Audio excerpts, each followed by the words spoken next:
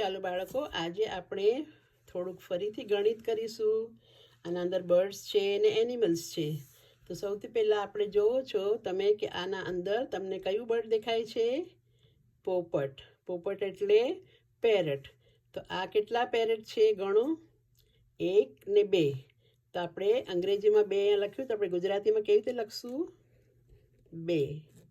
Okay. અને આ કેટલા છે? 1 2 3 ને 4. તો આ છે 4, નંબર 4. તો હવે આ 2 પ્લસ 4 કેટલા થઈ જશે? બરાબર, 2 3 4 5 ને 6. તો આપણે અહીંયા લખીશું ટોટલ બર્ડ કેટલા છે? 6. ઠીક છે. હવે એના પછી આવે છે એનિમલ્સ. એનિમલ્સમાં શું છે તમને દેખાય છે અહીંયા? રેબિટ છે, રેબિટ. તો રેબિટને શું કહેશું ગુજરાતીમાં? સસલું. તો ગણો હવે કેટલા સસલા છે?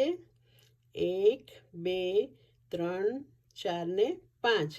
તો કેટલા સસલા છે અહીંયા? આપણે ગુજરાતીમાં લખીએ એનો નંબર 5. ઓકે. પ્લસ આ કેટલું છે?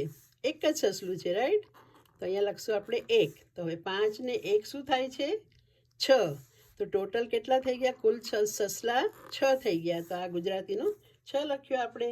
હવે અહીંયા તમે જોયું કે 2 પ્લસ 4 બી 6 થાય છે, અને અહીંયા 5 ને 1 બી 6 થાય છે. હવે આપણે જોઈશું આ શું છે પિક્ચરમાં? કેટ છે. કેટને આપણે શું કહેશું? બિલાડી. તો કેટલી બિલાડી છે અહીંયા? 1 2 3. તો આપણે અહીંયા લખીશું 3 બિલાડી, રાઈટ? પ્લસ આ કેટલી બિલાડી છે?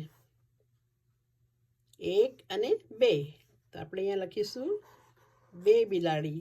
હવે આ ગણો કેટલી થઈ ગઈ? 3 ને 2 કેટલી થશે? 1 2 3 4 ને 5. તો ટોટલ બિલાડી કેટલી થઈ? કુલ બિલાડી 5. તો અહીંયા આપણે 5 લખી દીધું. તો આ છે નંબર્સ કાઉન્ટિંગ અને ગણિત બી છે કે આની સાથે આને જોઈન્ટ કરીએ તો કેટલા થાય છે? 5. 3 ને 2 5, 5 ને 1 6, 2 ને 4 6. તો સમજ પડી તમને? ફરી મળીશું.